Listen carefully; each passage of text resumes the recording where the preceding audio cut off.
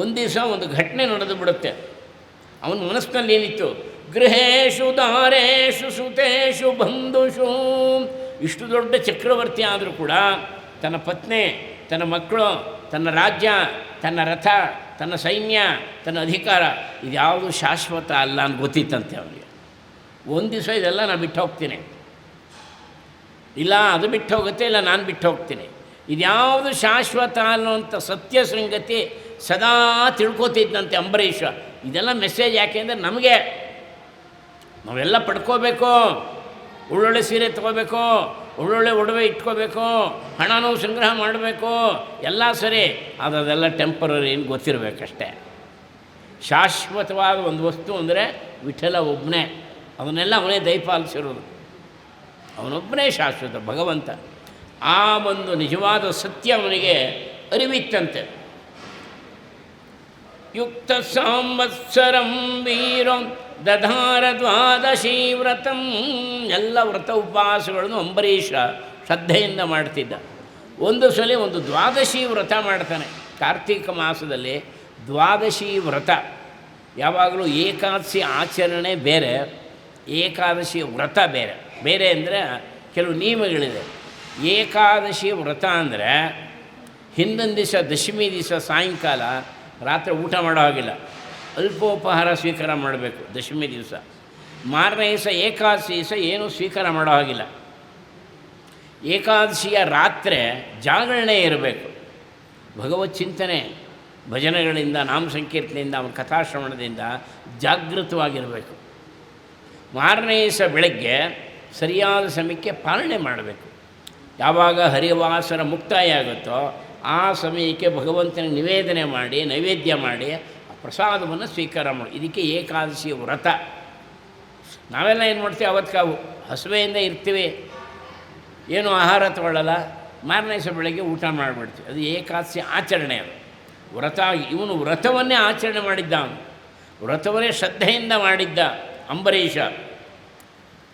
ಸ್ನಾತಃ ಕದಾಚಿತ್ ಕಾಲಿಂದ್ಯಾಂ ಹರಿಂ ಮಧುವನೇರ್ಚಯೇ, ಮಾರನೇ ದಿವಸ ದ್ವಾದಶಿ ದಿವಸ ಶುದ್ಧವಾದಂಥ ಕಾಳಿಂದಿ ನದಿ, ಯಮುನಾ ನದಿಯಲ್ಲಿ ಹೋಗಿ ಸ್ನಾನ ಮಾಡ್ಕೊಂಬಂದಿಯಾನೆ. ಎಲ್ಲ ಸ್ನಾನಾದಿಗಳು ಮುಗಿಸಿ ಇನ್ನೇನೆಲ್ಲ ದೇವರಿಗೆಲ್ಲ ನೈವೇದ್ಯ ಆಗಿದೆ, ತಾನು ಭೋಜನ ಮಾಡಬೇಕು. ಇನ್ನು ಕೆಲವೇ ಸಮಯ ಇದೆ ಪಾಲನೆಗೆ ಸಮಯ. ಆ ಸಮಯಕ್ಕೆ ಸರಿಯಾಗಿ ದುರ್ವಾಸರು ಬಂದುಬಿಡ್ತಾರೆ. ತಸ್ಯ ತರ್ಹತ್ತಿತಿ ಸಾಕ್ಷಾತ್ ದುರ್ವಾಸ ಭಗವಾನ ಭೂ, ದುರ್ವಾಸ ಮಹರ್ಷಿಗಳು ಬಂದುಬಿಡ್ತಾರೆ. ಮಹಾ ತೇಜಸ್ವಿಗಳವರು. ದುರ್ವಾಸರೇನು ಸಾಮಾನ್ಯರಲ್ಲ, ದುರ್ವಾಸರು ಅಂದರೂ ಸ್ವತಃ ಪರಮೇಶ್ವರನೇ. ಅನುಸೂಯ ಅತ್ರಿ ಮಹರ್ಷಿಗಳಲ್ಲಿ ಜನಿಸಿದಂಥ ಪರಮೇಶ್ವರನೇ ದುರ್ವಾಸರು ಬಂದಿದ್ದಾರೆ. ಅವರು ನೋಡಿ ಆನಂದ ಆಗಿಬಿಡುತ್ತೆ ಅಂಬರೀಷನಿಗೆ.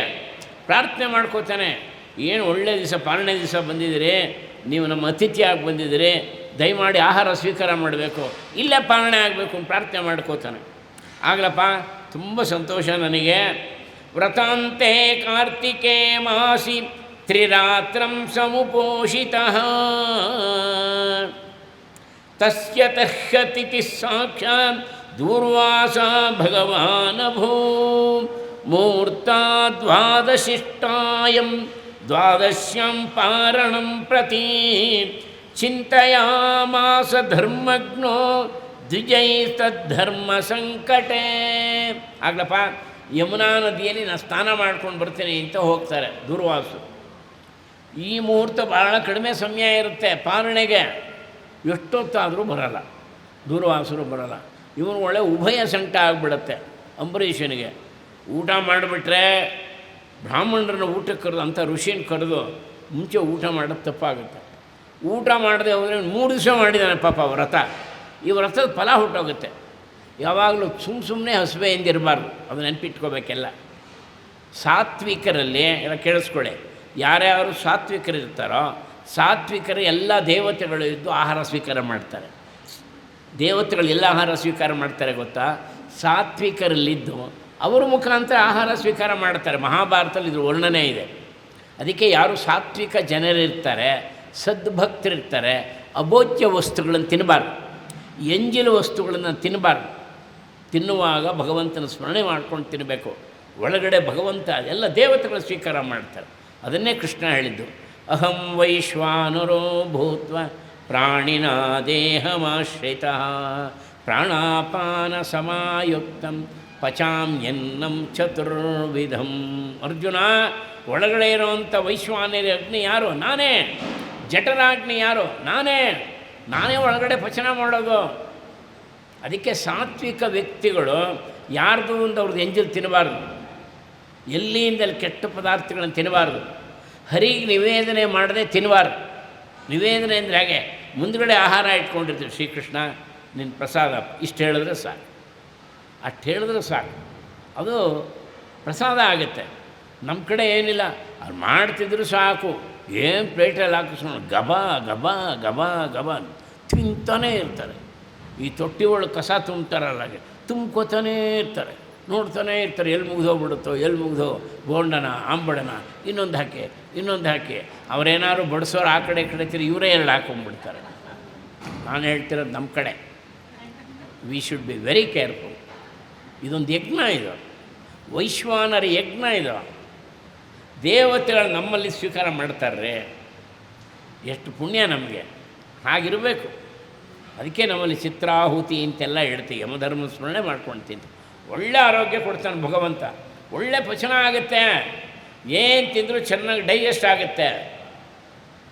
ಎಲ್ಲೆಲ್ಲಿ ನಿಮಗೆ ಶಕ್ತಿ ಕೊಡಬೇಕು ಅಂಗಗಳಿಗೆ ಶಕ್ತಿ ಕೊಡ್ತಾನೆ. ಆ ರೀತಿ ನಾವು ಆಹಾರಗಳನ್ನು ಸ್ವೀಕಾರ ಮಾಡಬೇಕು.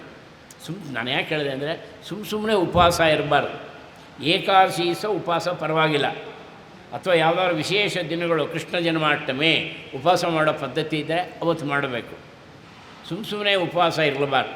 ಯಾಕೆ ಆಯಾ ದೇವತೆಗಳು ಕಾಯ್ತಾ ಇರ್ತಾರೆ. ಈ ಮಹಾತ್ಮರ ಗರ್ಭದಲ್ಲಿ ದೇವತೆಗಳು ನಿರೀಕ್ಷೆ ಮಾಡುತ್ತಿರ್ತಾರೆ ಆಹಾರ ಸ್ವೀಕಾರ ಮಾಡೋಕ್ಕೆ. ತುಂಬ ವಿವರಣೆ ಇದೆ ಮಹಾಭಾರತದಲ್ಲಿ.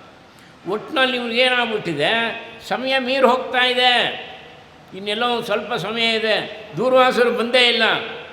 ಅಂಬಸ ಕೇವಲೇನಾಥ ಕರಿಷ್ಯೇ ವ್ರತಪಾರಣಂ ಬ್ರಾಹ್ಮಣ ಅತಿಕ್ರಮೇ ದೋಷೋ ದ್ವಾದಶ್ಯಾಂ ಯದಪಾರಣೆ.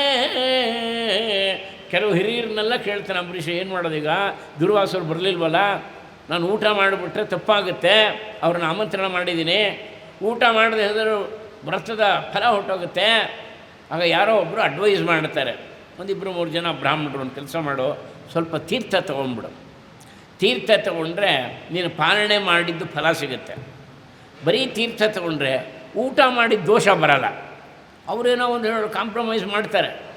ಸರಿ ಅಂಥೇಳಿ ತೀರ್ಥ ತೊಗೊಂಡ್ಬಿಡ್ತಾನೆ ಅಂಬರೀಷ.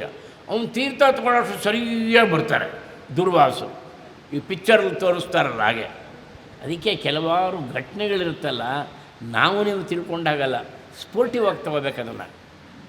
ನಮಗನ್ಸುತ್ತೆ ಏನು ಇವಾಗಲೇ ಹೀಗಾಗಬೇಕಾ, ನಾವು ಹೊರಡೋ ಟೈಮಲ್ಲೇ ಬರಬೇಕಾ, ಗೆಸ್ಟ್ ಇವರು ಇಲ್ಲೆಲ್ಲೋ ಹೊರಟಿರ್ತೀವಿ, ಅನಂತ ಸ್ವಾಮಿ ಆಶ್ರಮಕ್ಕೆ ಹೋಗಬೇಕು, ಬೇಗ ಹೋಗಬೇಕು ಅಂತ. ಅವಾಗಲೇ ಬರದೇ ಇದ್ದವ್ರು ಯಾರೋ ಬಂದುಬಿಡ್ತಾರೆ.